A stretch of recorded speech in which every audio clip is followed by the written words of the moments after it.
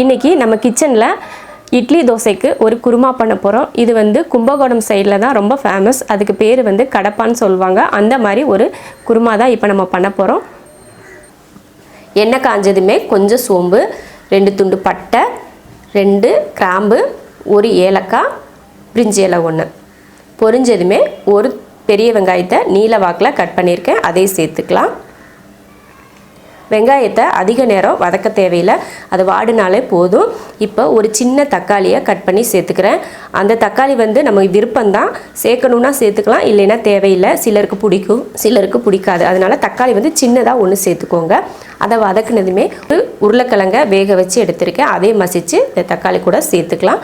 இப்போ அது வதங்கினதுமே 1/2 டம்ளர் பாசிப்பருப்பை மஞ்சத்தூள் போட்டு வேக வச்சிரு, நல்ல மைய வேக வச்சு எடுத்திருக்கேன். அதை இப்போ இது கூட சேர்த்துடலாம். அரைக்கிறதுக்கு 1 துண்டு தேங்காய், 1/2 ஸ்பூன் சோம்பு, 1/4 ஸ்பூன் கசகசா, 2 முந்திரி பருப்பு. முந்திரி பருப்பு கசகசா இல்லைன்னா மட்டும் முந்திரி பருப்பு சேர்த்துக்கோங்க, 2 இருந்தால் 2 சேர்த்துக்கோங்க. ஒரு சின்ன துண்டு பட்டை, 3 பூண்டு பல், 1 துண்டு இஞ்சி, பச்சை மிளகாய் நம்ம காரத்தை பொறுத்து சேர்த்துக்கலாம். இப்போ இதெல்லாம் நல்லா மையாக அரைச்சிக்கலாம். அரைச்ச தேங்காய் மசாலா இப்போ இந்த உருளைக்கிழங்கெல்லாம் வதக்கணும் இல்லையா, அதில் சேர்த்துக்கலாம். வந்து கொஞ்சம் தண்ணியாக இருந்தால் தான் நல்லாயிருக்கும், அதனால் தண்ணி சேர்த்துக்கலாம். தண்ணி சேர்த்தாச்சு. தேவையான அளவுக்கு உப்பு போட்டு தண்ணியும் கலந்து விட்டாச்சு. இப்போ வந்து ஒரு 3 நிமிஷம் இதில் வேகிறதுக்கு எதுவுமே இல்லை, 2லேருந்து 3 நிமிஷத்துக்கு வெந்தால் போதும். இப்போ மூடி வச்சிடலாம். 3 நிமிஷம் ஆயிடுச்சு. இந்த அளவுக்கு தண்ணியாக இருந்தால் நல்லாயிருக்கும், நம்ம இட்லியில் ஊற்றி சாப்பிட்றதுக்கு, தோசையில் ஊற்றி சாப்பிட்றதுக்கு. இப்போ ஆஃப் பண்ணிக்கலாம். இப்போ கொஞ்சம் இதில் மல்லித்தலை தூவிக்கலாம். அடுப்பை ஆஃப் பண்ணியாச்சு. ரொம்ப அருமையாக கடப்பா ரெடி ஆயிடுச்சு.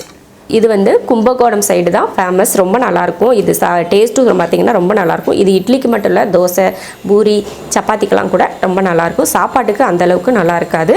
இந்த மாதிரி டிஃபன் ஐட்டங்களுக்கெல்லாம் ரொம்ப நல்லாயிருக்கும். செஞ்சு பாருங்கள் ஒரு டைம், நல்லாயிருக்கும். பிடிச்சிருந்தா லைக் பண்ணுங்கள், மற்றவங்களும் பார்க்கணுன்னு நினச்சிங்கன்னா ஷேர் பண்ணுங்கள். மறக்காமல் நம்ம ஷெரின்ஸ் கிச்சன் சேனலுக்கு சப்ஸ்கிரைப் பண்ணாதவங்க சப்ஸ்கிரைப் பண்ணிவிட்டு பக்கத்தில் இருக்க பெல் பட்டனை ப்ரெஸ் பண்ணுங்கள். அப்போ தான் நான் போடுற வீடியோவோட நோட்டிஃபிகேஷன் உங்களுக்கு வந்து சேரும். உடனே என்னோடய வீடியோவை நீங்கள் பார்க்கலாம்.